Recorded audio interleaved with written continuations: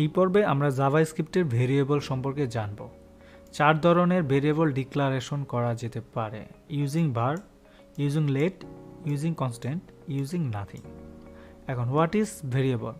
Variable are containers for storing data. ডাটাকে store করে এই ভেরিয়েবল। ওকে, তাহলে এক্সাম্পল হিসেবে XYZ আর ভেরিয়েবল এবং ডিক্লেয়ার করে var কিওয়ার্ড দিয়ে। var কিওয়ার্ড দিয়ে ভেরিয়েবলগুলোকে ডিক্লেয়ার করে, যেটা আমরা ইতিমধ্যে রেখেছি এখানে। ওকে, দেখো কি রাখছি এখানে, কি বলছে 1 এবং 6 বারের ভিতরে। হ্যাঁ, বারের ভিতরে রাখছি এবং x এর মান দিছি কি 1, তারপর y এর মান দিয়েছি আমরা 6, 5ও দিতে পারি।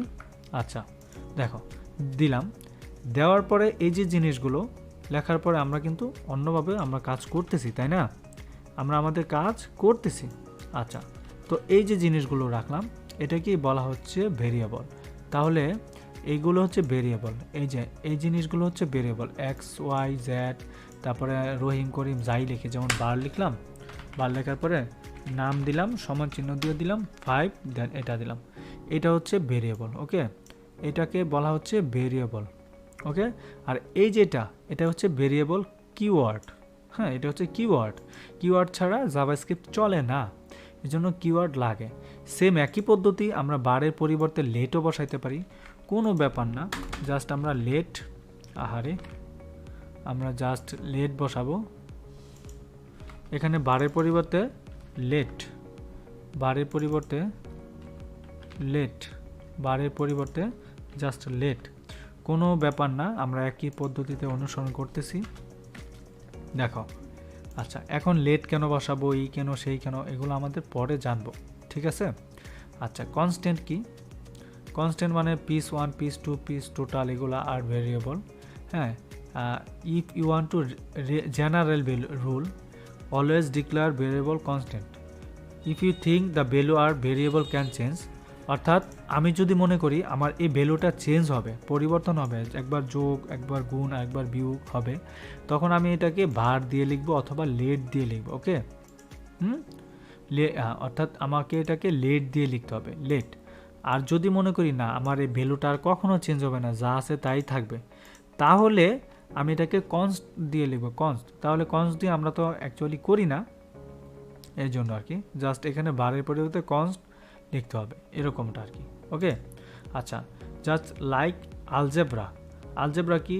ওই যে এটা, হ্যাঁ, আলজেব্রা। এখন আলজেব্রা সিস্টেম আমরা গণিত করছি কীরকম, ধরো আমরা এখানে x এবং y এর মান দিলাম, x এবং y এর মান দিলাম, x এর মান 5, y এর মান 6।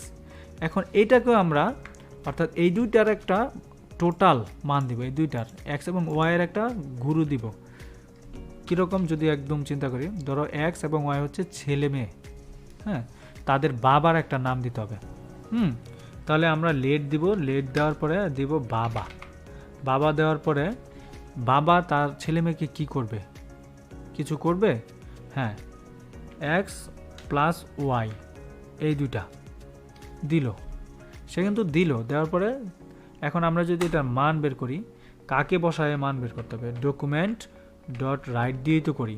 এখন ফার্স্ট ব্র্যাকেটে আমাদের বাবা লিখতে হবে, ঠিক আছে? বাবা লেখার পরে আমরা কমেন্ট দিব, অর্থাৎ কোলন, কোলন দেওয়ার পরে এখন যদি আমরা যাই, গিয়ে দেখো আমরা এখন যদি সেভ দিই, 11 হয়ে গেল। এখন 11 তো আগেও ছিল, 20 দিই, তাহলে আসে বুঝবা, তাই না? এই যে 26।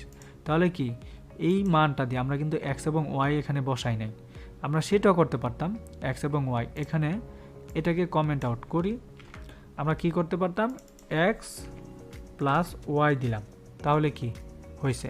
বাট আমরা এটাকে বারবারে না করে এখানে জাস্ট চেঞ্জ করলে এখানে চেঞ্জ হয়ে যাবে, এই জন্যই এটা বলা হয়েছে। আশা করছি বুঝতে পেরেছো তোমরা। ভেরিয়েবলে আরও অনেক সিস্টেম আছে, আইডেন্টিফাইজ ভেরিয়েবল আছে, অ্যাসাইনমেন্ট অপারেটর আছে, তো সেই জিনিসগুলো নিয়ে আমরা আরও পরে আলোচনা করব। ডাটা টাইপ ভেরিয়েবল আছে, অনেক ধরনের ডিক্লারেশন ভেরিয়েবল। ওকে, তো আমরা যেমন one statement, many variable, value undefined, redeclare JavaScript variable, আমরা অ্যারিথমেটিক সব কিছুই আস্তে আস্তে জানবো, কারণ এই যে নিচে দেখো অনেক কিছু কিন্তু আছে না, আমরা এগুলো ইন ডিটেলসে আলোচনা করব।